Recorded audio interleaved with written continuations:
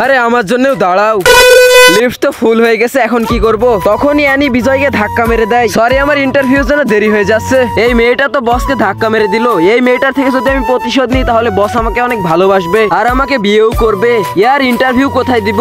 আরে তুমি দেখতে পারো না? হ্যাঁ, তোমার কোনো ইন্টারভিউ হবে না এখানে, কারণ তোমার ডিগ্রি এখনো কমপ্লিট হয়নি। কে বলেছে ডিগ্রি কমপ্লিট না হলে জব পাবে না? এখন তুমি যাও আর তোমার কাজ করো। অ্যানি, আমার কেবিনে আসো। আমার মনে হয় বস একে অনেক কাজ করে সাজা দিবে। চলো বসকে সাহায্য করি। অ্যানি, সবাইকে জানাইতে হবে তুমি আমার ওয়াইফ। আমি এইসব বিষয়ে এখন কথা বলতে চাই না। অ্যানি, সব প্রজেক্ট ফাইল একবার চেক করে দাও। আমি কেন করবো? ওটা তো আমার কাজ না। তুমি কি জানো আমি খুব তাড়াতাড়ি বসের ওয়াইফ হতে যাচ্ছি? লিলি, তুমি আমার থেকে দূরে থাকো, কারণ আমার বিয়ে হয়ে গেছে।